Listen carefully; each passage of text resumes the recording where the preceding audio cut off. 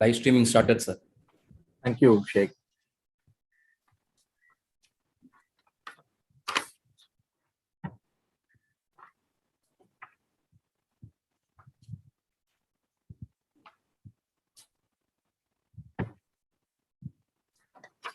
Okay, we'll go ahead, Mali. Ambi, Yeah, is it okay? please. Prakash, good. Sure. Good evening, ladies and gentlemen. Very warm welcome to all the viewers watching the program live on all our social media portals, all those who are joining the Zoom. In the Zoom were the queue. Not to worry, I will take another 1 or 2 minutes to brief about MMA programs. Will be let in by our security team as soon as possible. All viewers watching the program live on YouTube, Facebook, Twitter, and MMA Radio. If you have any question, as usual, you will see the numbers on your screen. Please share your questions, and the distinguished speakers this evening, the panelists, kindly agree to respond to all your questions. Please do restrict your question only to the theme what you are discussing. It could be anything about leadership and your business and corporate, but not outside the what is being discussed this evening.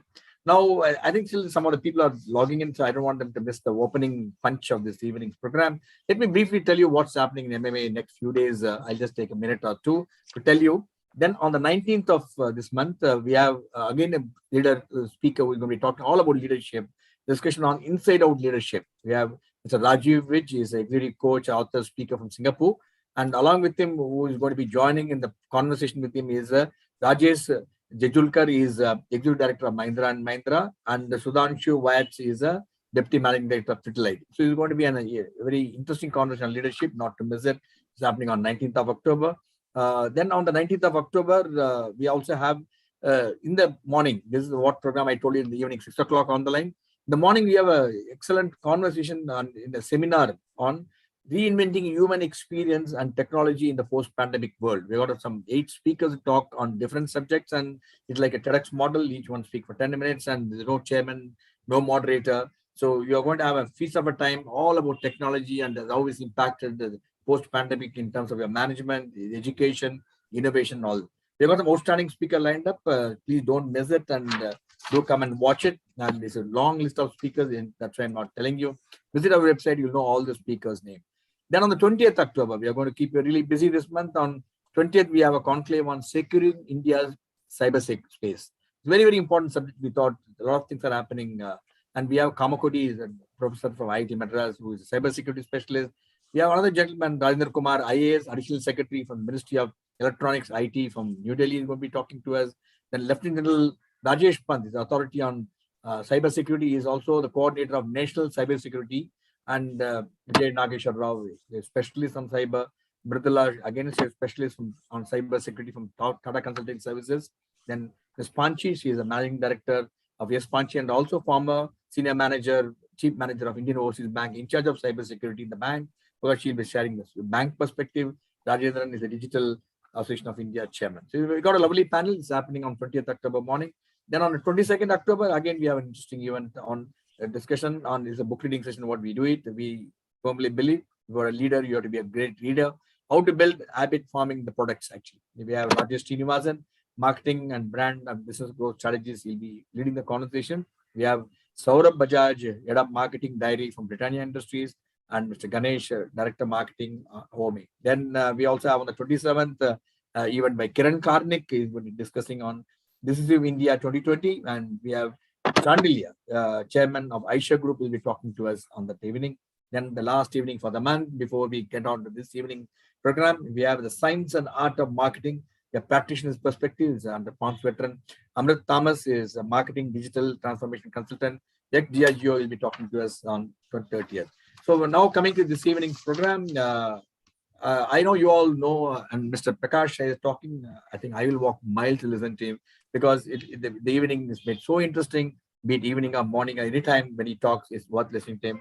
And we are going to be talking about the book which is recently written, How Come No One Told Me That? And that the entire discussion is going to be revolved around the book. And again, we have got outstanding panelists this evening, and each one of you, them are extremely good in their own domain. Let me have the privilege of introducing distinguished panelists for this evening before we officially launch the book, and followed by a very, very insightful discussion on the theme. Prakash Iyer started his career as Hindustan Unilever Limited, and later on became the director of Kimberly Clark and Liver. And before that, he was a managing director and CEO of Infomedia India Limited. He is alumnus of IIM Ahmedabad. Prakash is passionate about cricket and people and speak in motivation, leadership, teamwork, and that's one of the reasons he was also served as a CEO of Mumbai Indian cricket team franchisee in the IPL title winning campaign of 2015. I'm quite sure he must be very sad that this time Mumbai is not qualified. But I think maybe you're not CEO, so that may be one of the reasons. And his first book titled The Habit of Winning was published by Penguin. And Prakash is also now independent director on the board of Xerox, and he's very passionate about writing. And we have almost discussed on all the theme of his book. Very warm welcome to you, Prakash, and thank you for choosing MMA to come and discuss on the theme of your book. Let me have the privilege of introducing Mahalingam, popularly known as Mali, Vice President of MMA and also a partner director of TSN Group of Companies. Mali is also an active angel investor. He is the president of Children's Club, treasurer of Brahmagana Sabha, former president of IIM Calcutta Alumni Association, and executive committee member of Chennai Angels, and Mali regular speaker, guest speaker, lecturer, college, and number of initiatives. What he does it, and Mali has been a great source of support to MMA as his vice president, bringing in sort of innovative initiatives in MMA, and some of the things which you are all witnessing. One of the persons responsible for all these initiatives is Mr. Mali.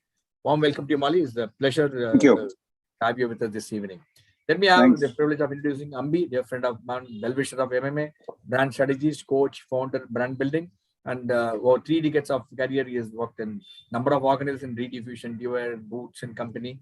Finally, he settled down in Ulka Advertising and over 2 decades worked there, and has helped numerous brands, including Santur, soap, Sundrop, cooking oil, TCS, ICI, many more. And whenever he talks to us about the brand, what he has done, how he made it, and how he convinced the people, that itself is going to be a very, very interesting story. Ambi was the president of Advertising Agency Association of India and 1416, president of the Ad Club of Mumbai in 2003 and 5. He was inducted to the board of governors of IMC in 2007 and received the Distinguished Alumnus Award of IIT Madras in the year 2009. He successfully completed his PhD from Mumbai in 2012. So we know that we have very, very high-profile panelists this evening, and I am quite sure it's going to be very, very inspiring and thought-provoking even. And if you have any question, you can ask all the questions, all your doubts on leadership, even not other than leadership, anything concerning your corporate business, please do. Now we have come to the most important aspect of this evening. Let me have the privilege of officially launching the book along with the panelists this evening. May I have the book launch, please? How come no one told me that? Let's have the official book launch. Ladies and gentlemen, I request the authors to showcase the book on the screen. This is the e-launch of the book.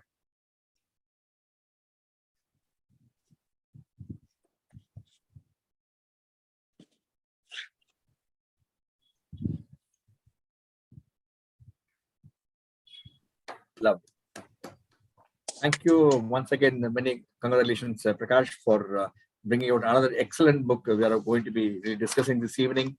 So much of insights is going to be shared. Now, let me have the privilege of welcoming Ambi to really take forward this initiative, this discussion this evening. And we are looking forward, Ambi, Prakash, and Mali. Over to you, Ambi.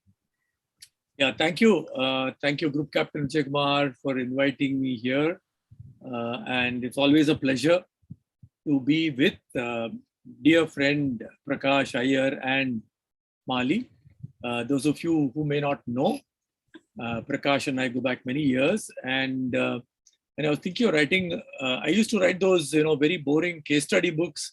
I think you're writing something interesting based on religion and consumer behavior. And I reached out to Prakash, and Prakash put me in touch with Anish Chandy at Penguin. And then I started, I wrote the book. And so, in fact, my journey into this genre of writing, which is what is called non-fiction business books, is really thanks to Prakash's introduction. So, always a pleasure. In fact, I insisted that he came and launched the book for me when we did that in, I think, 2014. So, thank you, Prakash, and look forward to hearing you.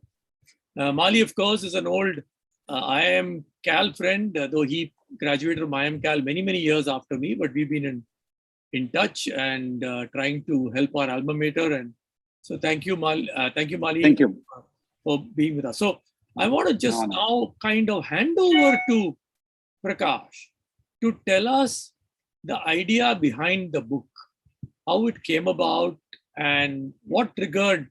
I know he's written fabulously successful books in the past, Habit of Winning and Secret of Leadership, both have sold phenomenally well, and no airport bookshop is complete without his two books on display. And we run this little contest of him taking photographs of my books and my taking photographs of his books. His books obviously outsell mine by a factor of 10. But that said, I was curious to know about the title of this book, how it came about, and what was the idea when he started writing this book. Yeah, Prakash, all yours. Thanks, Ambi. Thanks so much for all that you just talked about. It's such a, as I think about it, it's such a pleasure to have you moderating this discussion, because my mind does go back to 2014 when I had the privilege of sitting with you at that crossword store in Mumbai, launching your book. So I guess a good reminder to all of us that, good deeds never go wasted. And you can always count on someone like Ambi to then go out and say all those nice things that he just did. It helps to have been an ad man in your life. You tend to look at all the good things that there are about the brands that you're working with, I guess. And to Mali, thank you so much for being here. I really appreciate your taking the time to be on this conversation. And both you and Captain, as people who are spearheading the MMA initiative, such a pleasure to be back here. I have very fond memories of speaking at MMA events. Unfortunately, this time I'm not going to be there standing around and being able to talk to all of you at the end of it in flesh and blood. But I guess we've all got used to the idea of being online. And of course, if there is one line that we all love listening to online, it's the one about, hey, you're on mute, right? So as long as, we know now we are not being muted, and I'm going to count on Ambi to ensure that. Prakash, that is a chapter title for a future book. Hey, you're on mute. Yeah, very clearly, very clearly. And if you don't write it quickly, Ambi, there'll be 5 books with that title. So go for it. So I think this book is really about simple lessons, Ambi, that I kind of had learned in my life. And I thought, as I always do, that there are several simple things that we learn in our lives, and we learn it from other people that we might interact with. And very often, these are not lessons that they teach us in school and college. And as I look back on my career and I look at all those wonderfully smart young people I've worked with, I often feel that school and college prepares us in several ways, and there is no getting away from the fact that we learn a hell of a lot out there. But I also feel there are several important lessons that we must learn, but no one tells us those lessons. And because no one tells us those things early enough in our careers, I just feel that we miss out on a lot that we should really be knowing. And that's how I started to put together some of those simple lessons, instances from my life, incidents that perhaps stayed with me, and said, hey, here's an interesting lesson. At one stage, I thought the title of the book might have been, something more conventional that Penguin would approve of, like, life lessons from the school of life. That was my working title for a long time. Until, of course, I suddenly said, one of the thoughts that came to my mind is, damn, this book is filled with stuff which makes you go, how come no one told me that? And that's how I guess the idea of the book was born. And luckily for me, my dear editor at Penguin, a wonderful woman called Radhika Marwa, also thought the title would work. And she was as excited. And that's how the book happened. And I must tell you this, for all those of you out there writing books, often what we as authors think of as a great title for the book is actually a terrible title. It doesn't always work. And I can say this from the experience of my previous books, where I always thought that I must have a title which was very different and catchy. And the editors and publishers will tell you that, remember this, a typical reader has less than 15 seconds to interact with that book. And she's typically looking at the spine of your book and a title there. And our job as authors and booksellers is to make sure that that title makes them want to pick it up. It tells them what the book might have. It picks their interest and says, here's something I might want to know about. And therefore, if you make your title terribly exotic or, wow, it's a wonderful play on words, or it's an inside joke that you and your three friends will get, that's usually not a great idea for a title. So make it something which might work for the world. And I'm hoping that anyone who thinks of how come no one told me that might actually say, hopefully it's an interesting one that I want to know more about.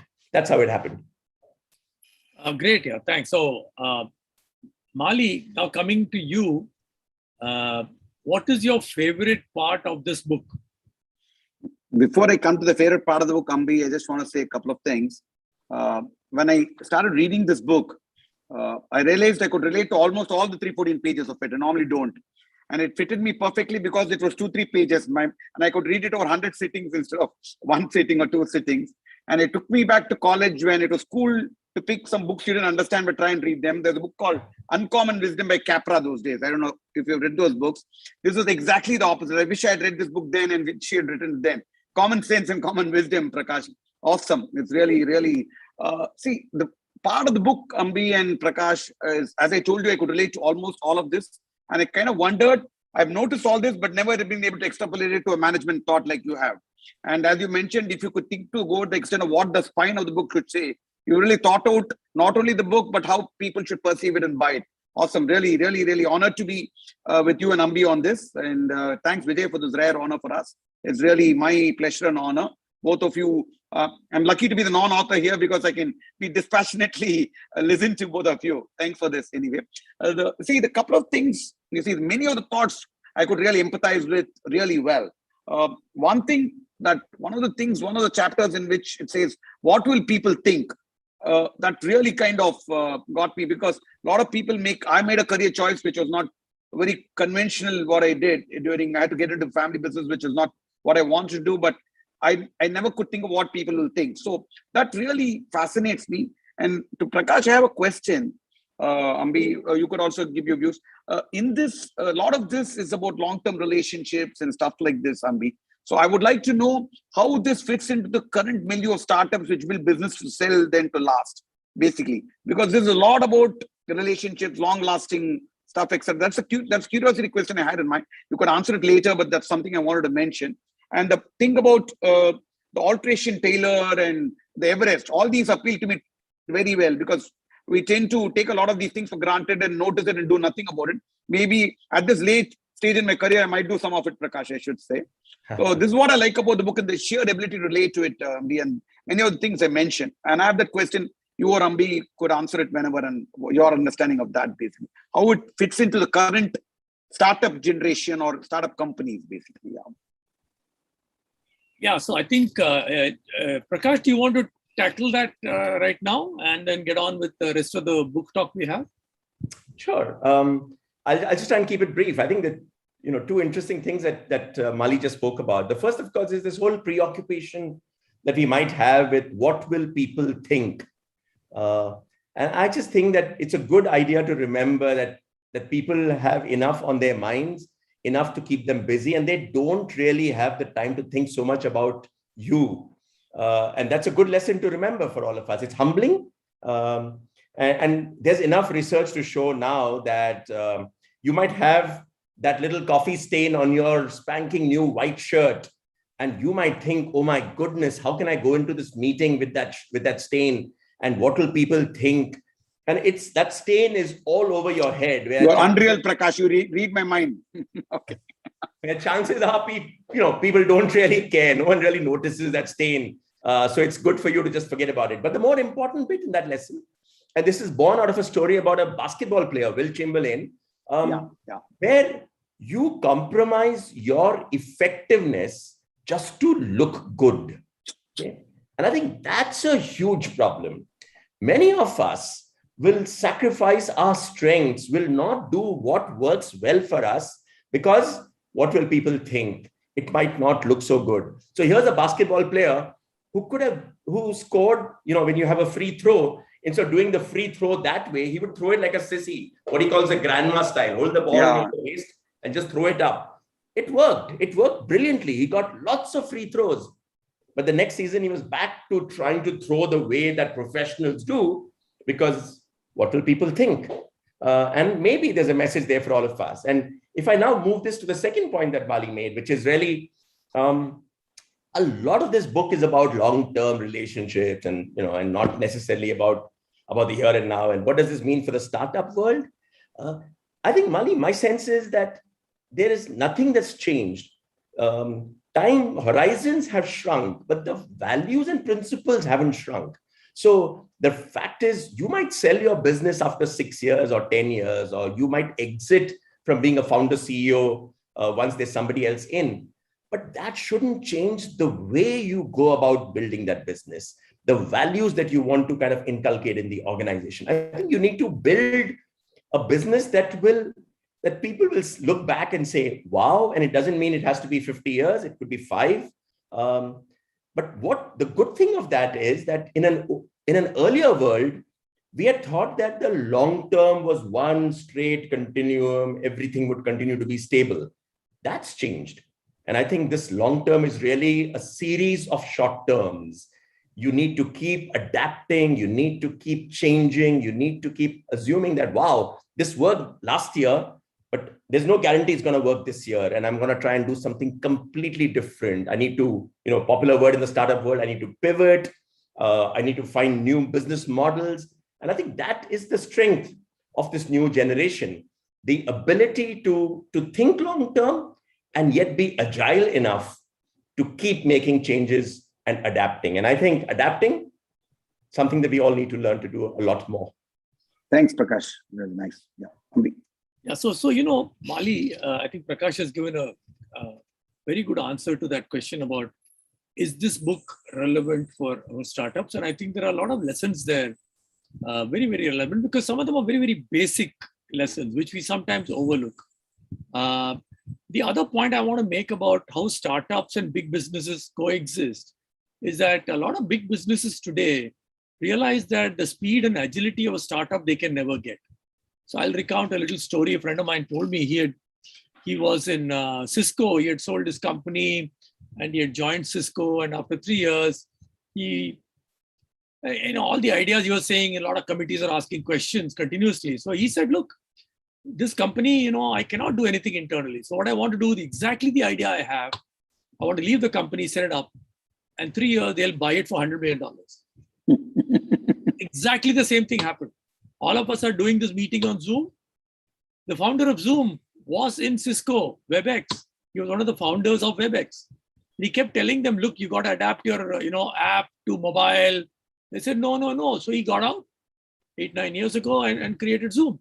So I think lessons which are here are valid, whether you're a big company or small company. It just happens that Prakash and Mali, people like you and me, we all worked in large companies with big offices. Right. So that doesn't mean all that we've learned is irrelevant. Now I want to ask Prakash to narrate my favorite story in his own inimitable style from the book, which is, what is the right side? It's an amazingly wonderful story. Prakash. Thanks, Ambi. So this is a story that goes back many, many years. I used to be in Dubai in those years. And one of the privileges of being in a country like that many years ago was that your work hours were such that, you'd break for lunch, go home, and then come back to work at 4 o'clock. And that meant that I could pick my twin children from school. So the kids were like 4 or 5 years old. And here I was picking them up every afternoon. So from work, drive to school, pick them up, take them home, have lunch. And on one such day, here I was, picked up, my twin children. So there's my daughter, Shruti, and my son, Abhishek. And I hold their hands and I'm coming in. And my daughter looks at me and says, Dad, I want to sit on the right side today. And I said, yeah, sure. And my son, Abhishek, suddenly looks at that and said, no, I want to sit on the right side. And then, of course, Shruti, Toots, as we call her, says, no, Dad, I want to sit on the right side. And my son says, no, I want to sit on the right side. And this is becoming a bit of a problem. I can understand, that my daughter likes to sit on the right because she can see me sitting in front and driving. And she has this fear that she shouldn't be too far away from Dad. Whereas for my son, doesn't really matter, just needs to look out of the window and be lost in his own world. But because Abhishek was like this, 4 minutes younger as a sibling, He looks at me and says he wants to sit there, and I look at my daughter and I say, come on, let him sit there today, and then you can sit there the next time. And she reluctantly, but I'm older sister, need to be responsible. She agrees. So we reach the car. So we have already agreed that, Abhishek will sit on the right side, Shruti will sit on the left at the back. And as we get to the car, my son, Abby, looks up and says, Dad, which is the right side? and suddenly I think I think of Abhishek and I think of Shruti and I smile, but I think there is a little bit of that baby Abby in all of us, where we want things because other people want them. We want things because we don't want other people to get it. Maybe we want it for ourselves. And it's a good idea for all of us in our lives to figure out what is it that we really want, right? And sometimes just because everybody else wants it doesn't mean we need to do it, right? And sometimes I think, and I think of this in two ways. Because you're a topper in school and everybody who's topping school is going into engineering doesn't necessarily mean that you need to go into engineering. Just because good for someone else may not be good for you. Yeah. And I think of it another level. Very often, somebody will ask you, can I borrow your toaster? And that toaster may be something you've not used for 6 years. Yeah. Because somebody is asking you for it, you say, oh, my daughter is just doing a course in sourdough baking, and, we want to do a lot with bread. So sorry, I can't give it to you right now. We don't want other people to enjoy things. So maybe just getting this right, letting go, let other people have things that maybe you don't need, that don't mean so much for you. Just getting that mindset and knowing that you don't really need it, I think can help us all. Yeah. And that's my story of, what's the right side. I think what is so nice, Prakash, is this whole, what is the right side? It's such a nice little story, and it comes early in the book. And when I read it, I almost burst out laughing, because I can almost imagine all of us, have raised children, and this is typical of children. And you take that, the same thing happens in offices. I want the cabin facing the window. I want the cabin here. I want the corner cabin. I want this. I want that. What the hell difference does it make? Yeah.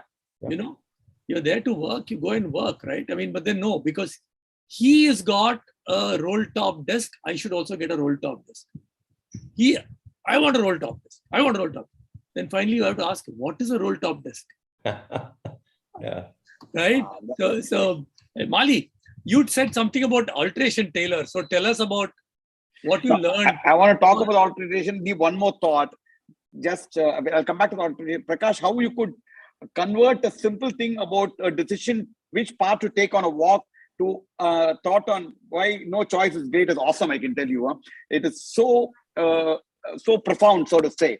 Why we should not have a choice, so to say, many times in life, because I've gone through that many times in my life. The alteration tailor bit is also very interesting, because I think many times small improvements we need to make and we don't notice it. And if we have somebody who can help us do that, it's great. How did you come up with that idea? It's really fascinating, actually. Yeah. So Mali, it's actually something that I read somewhere about. It was a stylist writing, I think, in the Economic Times at some stage, to say, here are 5 tips to help executives look good. One of those typical Saturday, Sunday features. Just to interject, I don't think any alteration tailor would not have realized he has this kind of impact on such thought processes.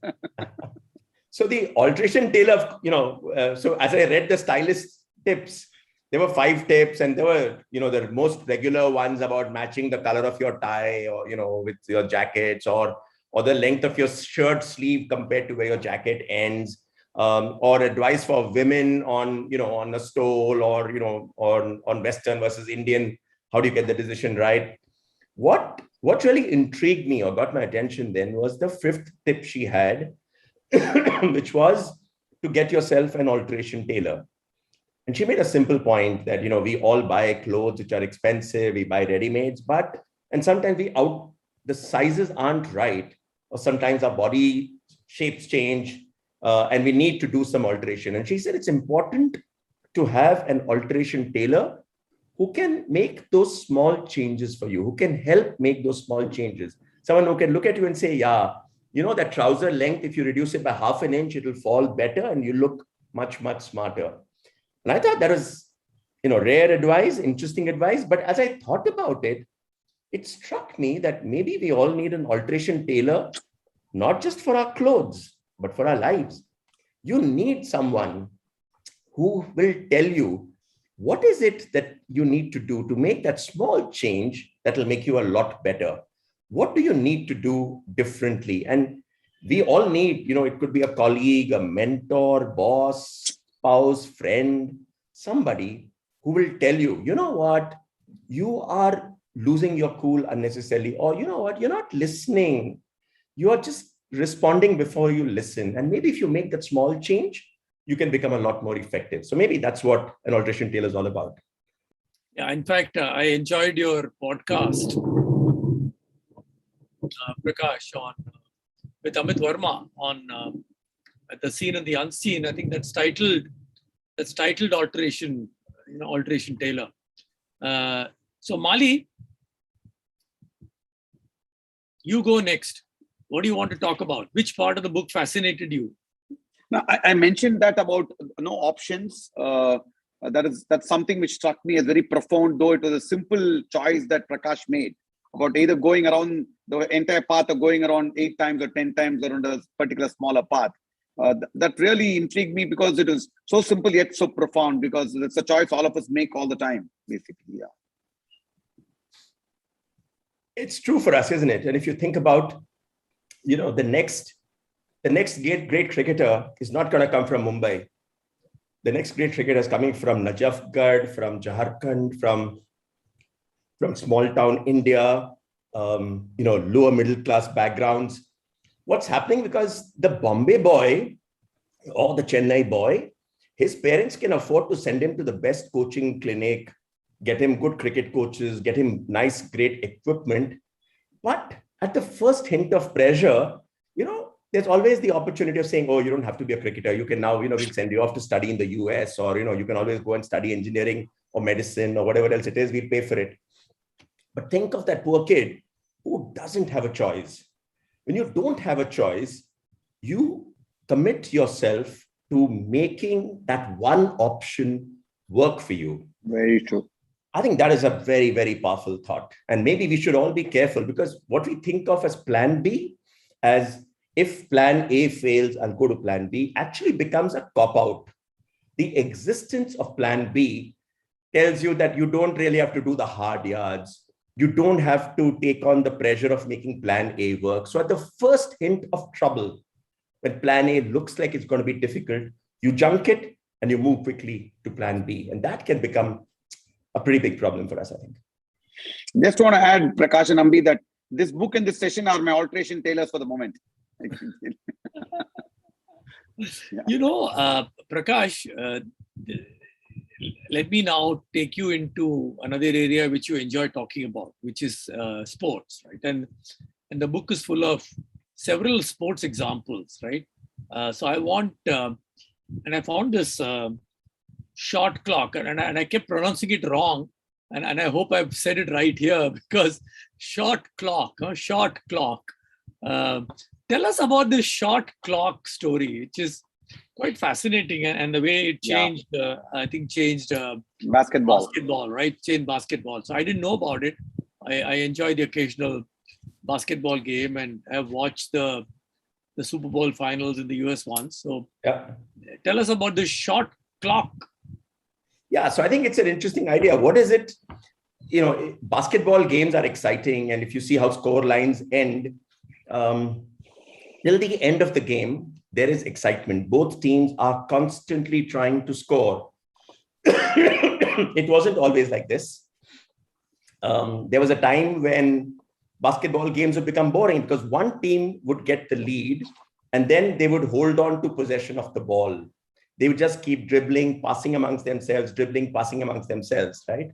And that's when a new rule came in where you had a shot clock, which meant that, I'm not forgetting, is it 15 seconds or 20 seconds? I think it's 20 seconds is what you're saying. Within 20 seconds of a point being scored, you had to come back and aim for another point. And if you didn't do that, you would have to let go. 24 seconds, according to 24 this, seconds. according to this book I read. 24, 24 seconds. So I think it's a powerful thought that don't sit on your past successes. Just because you've got the lead, you can't be holding on. Basketball had become very, very boring because once a team had got the lead, they would not do anything at all after that. They would just hold on to the ball. And the introduction of the shot clock meant that it doesn't matter that you're in the lead. You've got to keep moving ahead.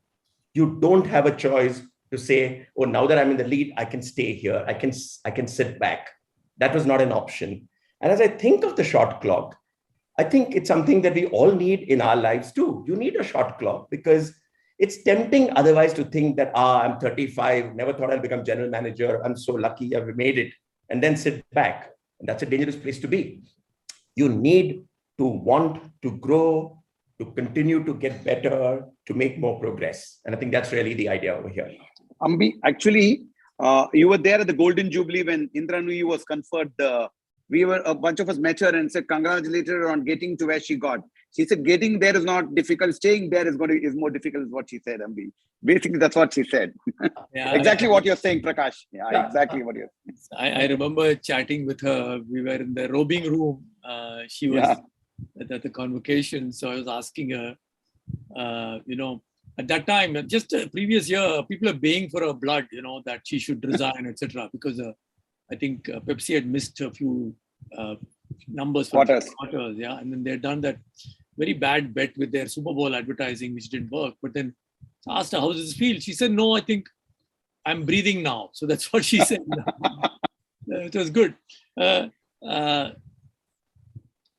Next story which I want to tell us is this story about quantity. So I think the nice thing about the book, Prakash, is that, there are stories which you pulled out from your something interaction with your child, something you did with your children, something you learned from, Mr. PM Sinha, something you learned from a salesman, that favorite, salesman guy who taught you that, he will pay the bill and not you or whatever, right?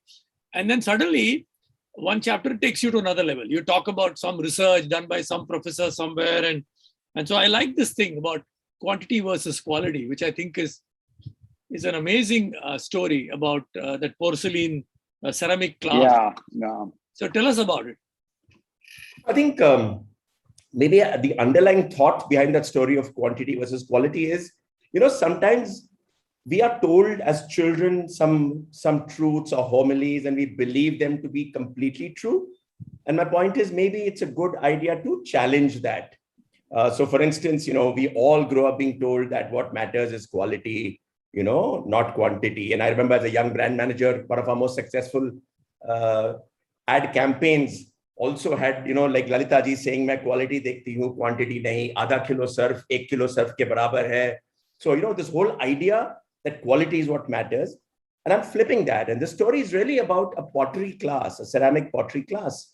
At the start of the semester, the professor tells the kids that, half of you will be graded on the basis of the quantity of your output. Okay. So basically, if you make 60 kilos of pots, you'll get an A. If you make 40 kilos, you'll get a B. If it's 20, it's a C, and so on. The other half of the class is told, quantity is irrelevant. You will be graded on the quality of your pot. So if you make a really exquisite, lovely pot, you'll get an A. If it's good, but not exquisite, B, and so on. So at the end of the term, one bunch of quantity kids come in and the other bunch of quality kids come in with their single product. And guess what happened? They discovered that the finest looking pots, the best ceramic pots that had been created, were pots created by the quantity group, not the quality group. So what had happened? The quantity group, because they had to make like 60 kilos or whatever, they just kept making pots. They made bad pots, they made lousy pots, but they got better as they kept making those pots. And by the time they were reaching the end, they were making some amazing looking pots. What did the quality group do? The quality group was focused on, I must make the best pot. So they were reading what the best pots might look like. They were being inspired by designs from other people. They were trying to do like 100 things to make the pots look good. That didn't really work. So I think it's a good idea for all of us to say that if you want to do something well, don't just get focused on saying, I must do the best thing. Just do it. Focus on getting it done. As you keep doing it, you'll get better. And, Ambi, you'll agree with this. If, for all those of us who think you want to write a book, what happens to us is we all start saying, I want to write a book, but I must write a great book. And therefore, we are thinking about writing a great book, and we are reading about what a great book will feel like. Don't do that. Just write. If you want to write a great book, write a book. It doesn't have to be great. Write a book and write another and another, and you'll just get better at whatever it is that you're doing. So I'm a big believer in the idea that it's not about quality is better than quantity or quantity is better than quality, as much as saying quantity leads to quality. And that's something that we can all benefit from. Yeah, superb. Prakash, I should share two little things here. That was my fifth book or something which had come out, and I was showing it to my boss. And, he was a pretty harsh critic of everything. So we lost him earlier this year. So he read it, and he called me after 2-3 days. He said, "Yaar, Ambi, I wish you could, spend more time in crafting this year." So I said, "Yeah, boss, if I spend time crafting my sentences, I'll be writing the second chapter of my first book, not the first chapter of my sixth book." Yeah. So he looked at me and said, "Haan, wo bhi sahi hai. Okay, keep writing." The other interesting thing is when a good creative director, when a creative director is kind of guiding a young copywriter, the young copywriter writes one line and he thinks, I've written a masterpiece. Creative director sends him back. I will look at your first line after you show me 20 lines. Write 20 lines and then come and meet me. And that's again a discipline, right? I mean, quantity leads to quality. And that's nowadays youngsters, everyone wants to write a masterpiece. Everyone wants to write The Habit of Winning. I said, I want to write, my first book should be as good as Prakash Iyer's first book. May not be. The first book may be only as good as, Ambi's first book, which is fine, right? Don't worry. Go write. Okay. So amazing, I think that story you got from a kind of a scientific experiment, kind of is blended with these commonplace examples you've looked at about,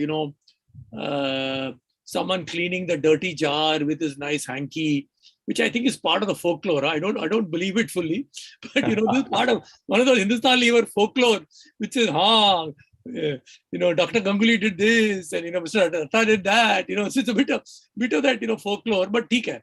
Mali, do you want to ask Prakash something next? Yeah. See, more than ask, I think both of you can weigh in on this, is that in search of the tiger, enjoy the journey rather than look at the destination is also a fascinating thought, even from a management perspective and a work perspective, career perspective, basically. So both of your thoughts I would like, because I'm sure you have different perspectives on that. Yeah. Yeah. You go. No, I'm sure all of us at particularly at this stage of our lives it's easier to say, maybe.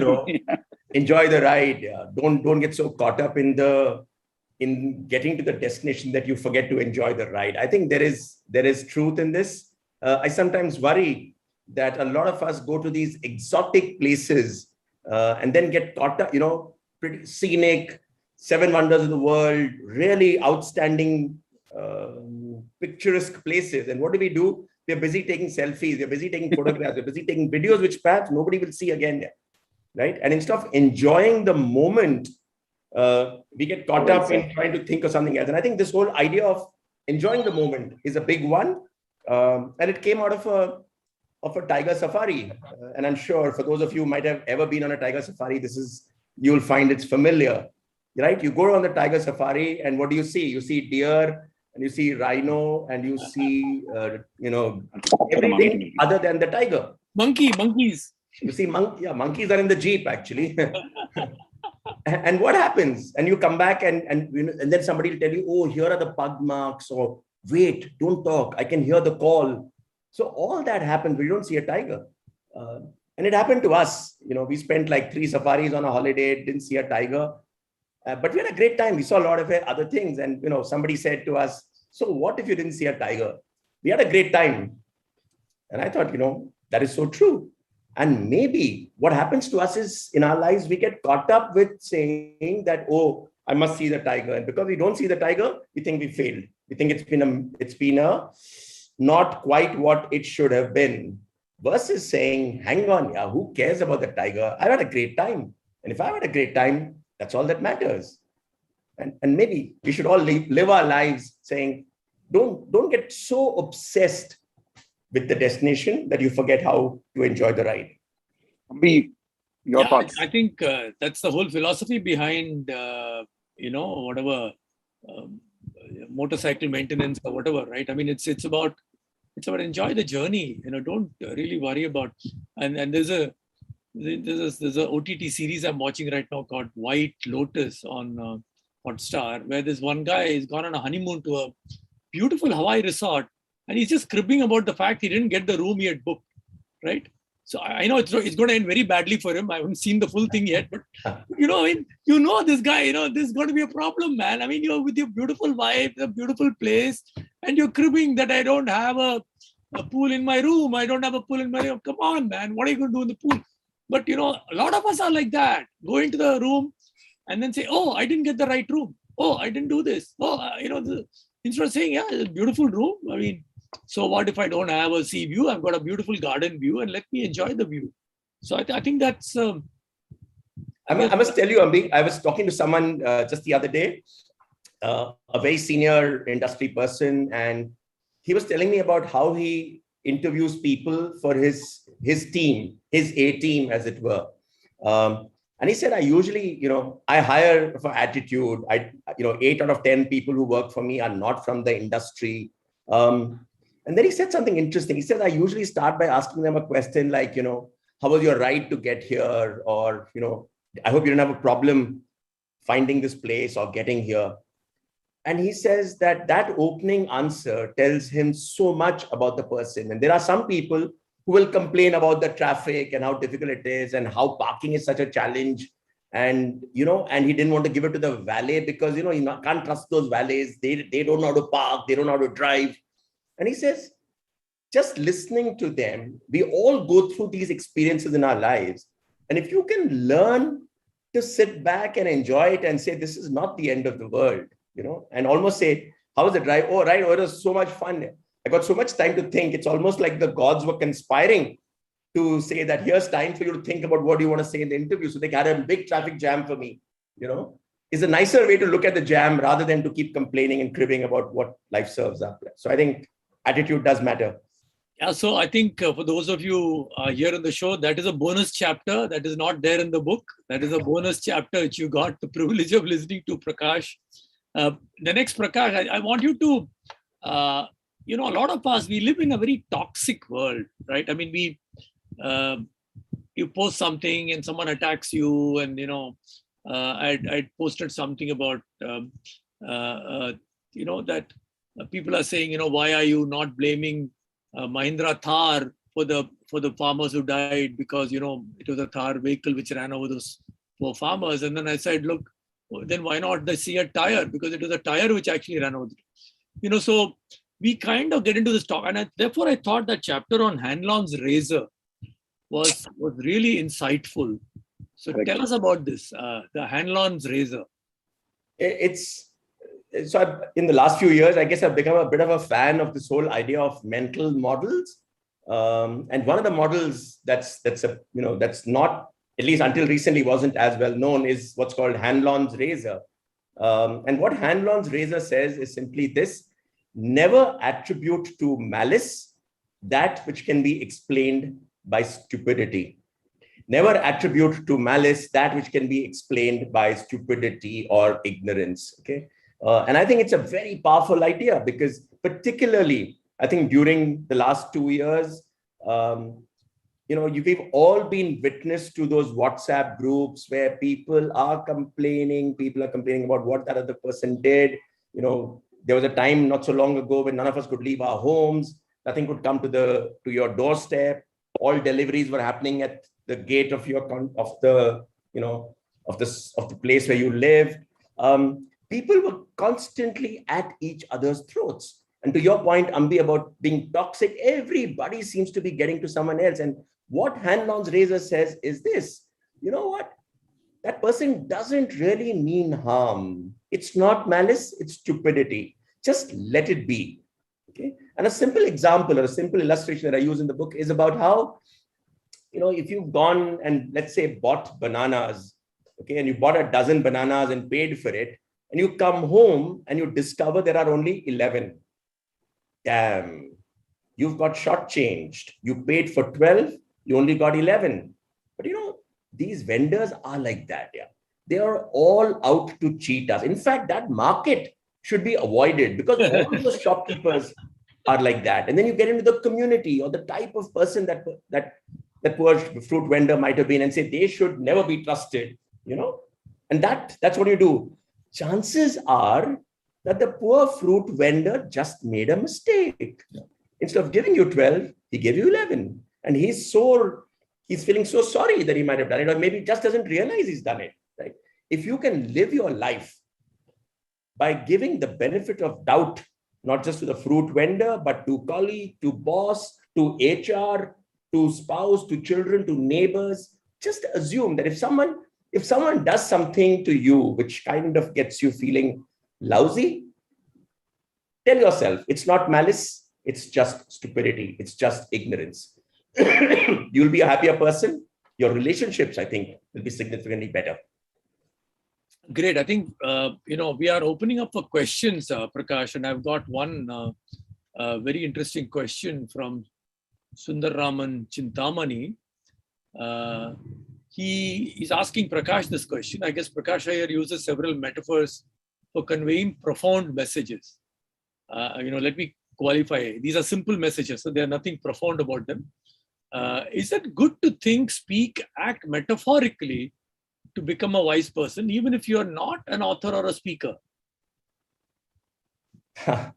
So, Sundar, I'm not sure if I don't think anybody would tell you that you must think, speak, whatever metaphor. I don't think that's the idea. But what I have found is two things. One, I think telling stories is pretty powerful. So if you want to get a point across to people, you can use a lot of theory and jargon and, high-level concepts, but they don't always register with people who are listening. But if you tell them a story, there's a good chance that your message will stick. So I tend to think of it that way. I think of stories, and sometimes, if you're lucky, you might find a metaphor that actually works. And it's not necessarily that you need to go looking for a metaphor. Sometimes they just stare you in the face. And maybe in my case, I look for the story and I look at something and I say, wow, what might this teach us? What message might this have for all of us? And in that process, perhaps I discover a metaphor or I chance upon a story. So that's what I'd probably say. And, I know, Sundar, you yourself are an expert at storytelling. So I, probably preaching to the converted, as they say. Yeah, so that was very, very good. Let me now ask a question, and then I'll hand over to Mali to ask his question. There is a story about this shoelace, right? So I want to ask a corollary to that story. You will tell the story about the shoelace, but the shoelace stopped coming unwind because you tied it in a different way, or did the shoelace actually became old and therefore it would have anyway not, become loose? Yeah. As they say, you don't know what you don't know. So you sometimes, and maybe there's another story there, Ambi, about how, we tend to attribute outcomes to our own actions, whereas sometimes our actions may have been incidental to the outcome. But tell the shoelace story. I quite liked it. And it struck me that, this happened to me many times. I've got this fancy shoe where the pretty shoelace comes off. Yeah. And, you have to bend down and tie it once again. So like Ambi and like many of you, perhaps, I've also had this experience where, I bought this expensive shoe, brand new Nike shoes, go for a walk. And guess what? The damn shoelace comes undone. And I'm saying, come on, this can't be right. And I'm tying my shoelace. And the wife is wondering, how come this man at this ripe old age has still not learned how to tie a shoelace? Surely his parents should have taught him that. So what do I do? And then I decide that, let me try and first thing I should complain to Nike, maybe write a letter to the MD or the CEO and say, don't do this. You guys make such expensive shoes. Surely you should do better than have these, smooth, round nylon laces, which seem to be coming off all the time. But I didn't really get around to writing to Nike. But I did what apparently most smart, intelligent people in the world now do, which is I Googled it. How to tie your shoelace. And damn, shoelace Google quickly tells me, in like 1.5 million responses to that question. But it guided me to the fact that there are two ways of tying a knot. There's a weak knot and there's a strong knot. Okay. And the difference is not very much. After you make a bow out of one lace, whether you take the other lace from above or from below makes a difference. Take it from above and you have a weak knot. Take it from below and you have a strong knot. And all my life, I'd been tying a weak knot. All I had to do then was to, and then now that you'll find there are like, a million people who will tell you how to do it. And then you figure out that there is actually a way to tie the shoelace right. So Ambi, to your question, I actually sat and did that and I took it from below. And what was still a reasonably new shoe and a reasonably new lace actually behaved itself and stayed in place. And it worked. And the story or the message, of course, is this, that very often what happens to us is that we do something in a particular way all our lives. Okay. And we think it's the right way. And maybe it's not. Maybe there's a better way to do it. It's not easy to accept. When things go wrong, we tend to blame other people. So for me, it was not that I don't know how to tie a shoelace. It was that Nike doesn't know how to make shoelaces. So it's a good idea to start accepting that perhaps the problem is not out there, it's in here. Because the minute you accept that, you'll discover the solution also becomes easier. You don't have to wait for Nike to do CapEx and make a new lace. It's all about just making a small change, which can make a big difference, which is really what it was all about. Great, yeah. So even tying a shoelace can be a lesson, right? So let me flip quickly, and I want to ask both you, Ambi and Mali. I want to hear from you. Yeah. What was one lesson that you've learned in your life, maybe a little story, an incident, or a moment, which made you think, how come no one told me that? Yeah. Ambi, you go first. Let me think. I didn't expect this. I've a lot of those stories I've written here, but let me narrate this little thing, which happened early in my life. I was not a very good student in English, right? And my school teacher told me, you're thinking in Tamil and writing in English. I was in class 9 or class 10 at that time. Class 10. I said, what? And then she said, yeah, you're thinking in Tamil and writing in English. So then what do I do? So she said, you may never be able to break out of this habit of thinking in Tamil and writing in English. What you should do is write short sentences. Don't write a sentence which is more than, say, 7, 8, 9 words. And lo and behold, it worked. I mean, I ended up, improving my marks in English, and as they say, rest is history. But such a simple thing. If someone had told me this, when I was in class 3 or class 4, maybe I was, going through this crap for a long time, and then finally it took my class 10 teacher to tell me that. Of course, like this, there have been lessons like this I've learned where I say, oh shit, why didn't I? Why didn't someone tell me this before? For example, someone after a meeting, someone pulled me aside and he said, look, don't give me negative feedback in front of my team. So I said, do I do that regularly? He said, yeah, you've been doing it regularly. I said, my God, why didn't you, I said, no one told me that. So yeah, no one, is ready to tell you that. And then I tried correcting myself. I don't know how much I succeeded, but I did try correcting myself. So many lessons one has learned. Yeah. So thanks. So Mali. Yeah, I'll tell you, it's not a story I learned by myself by talking to somebody. I'm sure all of you know the Nalli brand of sarees in Chennai. So Nalli Kupswami Chetty is a good friend of ours. So as soon as all these big discount stores which came around them Saravana stores and a lot of these shops. So I used to chat with him and his house business impacted. He said, yeah, it's impacted for sure because Nalli stands for a certain price and certain quality connect basically. So he related to me a story about the regular customer of his. Nalli Chettiar is 80 plus today, and even today he's at the counter every evening basically. Okay, so he said he talks to customers to find out, and apparently a customer walked in to the shop carrying lots of bags from a competitive store, and he said, "Why did you buy those there?" He said, "They are cheaper there." So he looked at all the items, and he said, except for one item, they were all either the same price or higher than Nalli. He said the optics, the image that Nalli had, and the image they had, I think the fastest moving items are the cheapest there, basically, that logic. So it's something it was a real insight for me that an image can be a cost for whatever loss of sales also. It's a lesson I learned that day. It's something, it stays with me, Ambi. I'm sure you relate to that also as a marketing person. Yeah. Very much, very much. So I think Group Captain Vijay Kumar is here.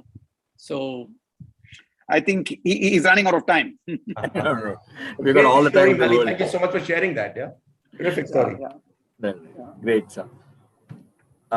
Great, Ambi, Mali, and Iyer. We got some more than 1,050 viewers are watching this program on all our social media portals. Oh, and, great. Though the question which has come in the chat box, people are still thinking, maybe they're mesmerized by your talk. Whereas I got a couple of questions on the YouTube and Facebook. I will share it with you. If you can respond, I'll take on maybe another few minutes, maybe 5-10 minutes. We'll try and accommodate, because I promised everybody we'll let you go to watch 7:20 sharp your IPL match today. RCB. So yes, especially Prakash is very keen. Prakash, on that note, Dhoni living in the present is something you talked about indirectly today. So another 5 minutes we'll take to think. There's a question come from Mr. Ram from Coimbatore. He says, addressed to Prakash. He says, stories of your personal experience you have been able to how did you conceptualize and remember these stories and put them together as a book? And any tips you would like to share with the budding writers? Otherwise, all the time you don't remember what you really seen, which are really, really a great story. So thanks for that question, Ram. And I'll tell you what's worked for me. A couple of things. The first, of course, is that I think you'll find stories all around you. The mistake we sometimes make is to look for stories only, if you see some very successful person or some big event or something happening, there could be a story there. Whereas in reality, stories are in the more everyday things in the world around us. So keep looking for those stories and you'll find them. But here's the bigger thing, and which comes to your question of how do you remember them? I think write it down. It's a great idea to just write down what comes to your mind. So you don't have to write the entire story. So for example, I would have already, by the time we finish this call, I will write down about what happens to Nallis and, and how that might have impacted them. Or I will write down how thinking in Tamil and writing English can become a bit of a challenge. And I think these are this one line. And if you just write them down, our memory is terrible. Okay. 10 days from now, you will not remember this. But if you write it down, there's a good chance you will remember it.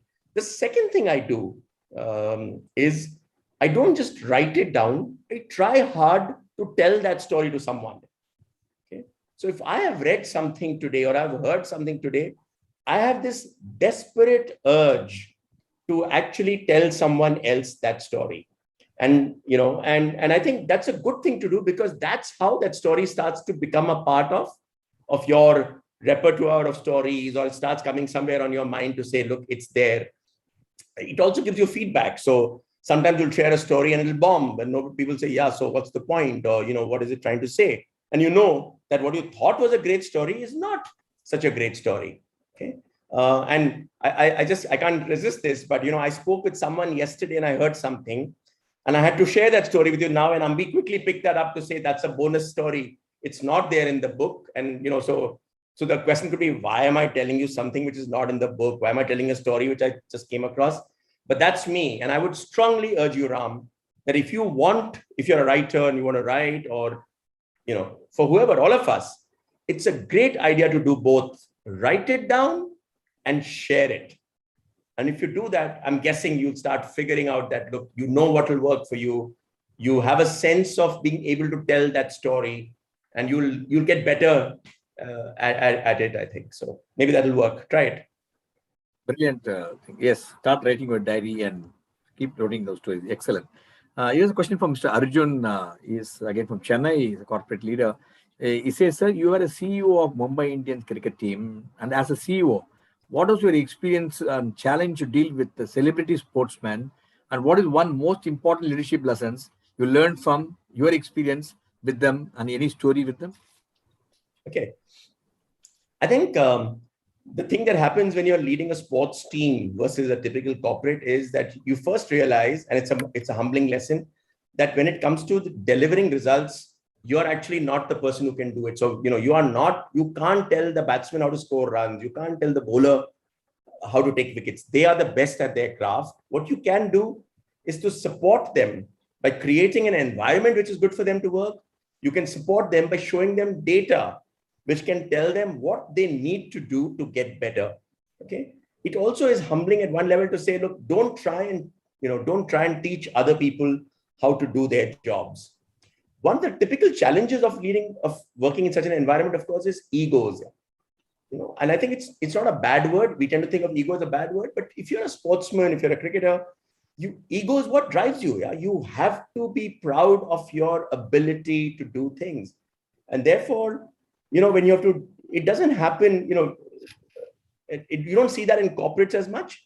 Failure happens every day. You could be such a great man. People have paid so much money to buy you in the team. So every time you go out and if you don't take a wicket or you're expensive, people say, look how much money we paid him here, right? It's a joke. The whole world, it's like, imagine if every employee in an organization had a price tag saying how much money the company pays him. And as a customer, you say, how can you say that? You're being paid so much money. How could you do this, right? It's a tough world. I think managing that can be a bit of a challenge. So telling a cricketer that you're not going to play a game today, right? We are dropping you. Although you're such a big player, you're an India player, but yet you're not going to play for the franchise today because you don't fit in to what we are trying to do today. It's a tough one. Managing that, extremely difficult. A lesson I learned, sorry, a quick one. For me, one of the more abiding memories from that stint was we were playing a friendly match. So the squad gets divided into two. So Mumbai Indian A versus B. They're playing a game, and one batsman who's in the middle suddenly needs a change of gloves. So he asks for gloves. Sorry. He asked for a fresh pair of gloves. Now, if you see how it happens, typically the 12th man, 13th man will go running and give the glove to the batsman. But on that day, nobody was looking. But Ricky Ponting, sitting in the dugout, could see it. What does Ponting do? Gets up, sees the glove, runs and gives the glove to that batsman who hasn't even played for Mumbai Indians, okay, at that stage. He's one of those, guys who's in the squad but hasn't had a chance to play. Imagine one of the world's greatest batsmen, Ricky Ponting, coming out and giving you your glove. Okay, I think it's a great lesson for leaders that you need to be able to come out of this haloed, my office, my cabin, my grade, my level, I'm senior, I'm so big, and start doing these small things which make your team say you're one of them. Yeah. To me, that is a great lesson. And I think Indians are not very good at it. We tend to be hierarchical. But it's a great lesson from someone like a Ponting. Brilliant, Prakash. Here's a question to Ambi. Ambi, you are a very known personality in the field of branding. What's your advice to entrepreneurs, especially startup, regarding how to build their brand? Is it a right decision to invest huge money in ads and brands, etc.? Because many startups today start thinking about the valuation in mind and spend on branding. So what's your advice to such a startups and entrepreneurs? I think I can see Prakash laughing there, but good one. You have to build your brand. And it is a myth to say that you need big money to build your brand. You can build your brand in stages. No one says that you should start sponsoring Mumbai Indians and put your logo on the right sleeve or left sleeve. No one is asking you to do that. Sponsor your local cricket team. Sponsor your local football team. Start small. Start in your town. Start doing your brand building in your town. see if it works. If it works, then take a proof of concept to a VC who's willing to sign a check. For example, someone like Mali. Say that, sir, we did this in this particular, in South Chennai, we did this. Our sale went up from 5 lakhs a month to 25 lakhs a month. And if you give us the money, we'll take it from 25 lakhs a month to 225 crores a month. Then someone like Mali will write a check. So build your brand small and then take it big. Don't, even the most successful, today Big Basket has been bought by Tata. They're very, very successful. How did they prove? What is the proof of concept? They proved that in Bangalore city, they can break even. When they proved it to the VCs that in Bangalore city, we can break even. And they broke even in Bangalore city in, I think, 2008 or 9 or 10 or something like that. And then they went to the VC and said, look, we can break even. Given a chance, we can break even. Now give us money. We want to build a brand nationally. And they did it. So, you need to go to a VC with a proof of concept that my brand works. And if you can prove that, then you'll get the money. Right? Even the most people who are probably spending huge amount of money, VCs are not fools. Right? They know that inherently there is something in that brand which is worth investing in. So what is your proof that you can make money? Right? You can do that, spend the money, build your brand. Because without a brand, you're nowhere. Right? Nowhere. Today, the big thing is that the power is shifting, right? All the restaurant owners are very worried because who owns the customer? Not the restaurant owner. It is some Zomato and Swiggy. As a restaurant owner, I don't even know whether Prakash ordered the dinner or Mali ordered it or Group Captain Vijay Kumar ordered it. So tomorrow, Zomato can switch off the tap and set up its own cloud kitchen and start serving that customer. That's why stock market is giving Zomato the value. We don't know whether it will continue this way, but that's my long answer to that short question. Thank you, Vijay. Thank you, Ambi. We'll take two last questions quickly before we wrap it up. And here's a question to Prakash. Here's also the question addressed to Mali. I'll get back to you, Mali, after this question. The question has come from an MBA student. He says, Prakash, sir, do you read your book reviews and how do you deal with bad reviews, especially when they are unreasonable? And they also want to know how to make ourselves good enough for the world which we are about to go into once we finish our graduation. The two questions, actually. Yeah. So quick one. I think I do tend to read reviews. And it's natural that if you read something good, you will feel good. And if you read something bad, sometimes you might feel a little bad. But I think I appreciate that, especially if there's someone who's got an idea or points out something which is a way to improve. So, never take it too personally. And of course, remember Hanlon's razor in any case. Yeah, if you feel something's getting really vicious about it, you don't have to worry too much. But I'll tell you something. I have found in some of the small things also that people will give you feedback because they care, right? And for me, that means a hell of a lot. So when someone writes in, takes the trouble to write in and gives you some feedback, I think it's such a nice thing that they're doing for you. And I just say, hey, thank you so much. And if it's something about they didn't like or they want to get better, I'll tell them that, hey, you know what? Still work in progress. I will try and get better. And to the second question, which is really around how do you prepare for the world ahead of you if you're an MBA student? I'd probably say a couple of things. Just keep learning. Okay? The fact that you will finish and you'll have an MBA does not mean that you're a manager or you've learned everything there is. It just tells you that you're now ready to go out and learn in the real world. So remain a learner. Okay. And if you can continue to learn and keep looking at the world, not as someone who has all the answers, but as someone who's looking for answers, I think you'll do extremely well.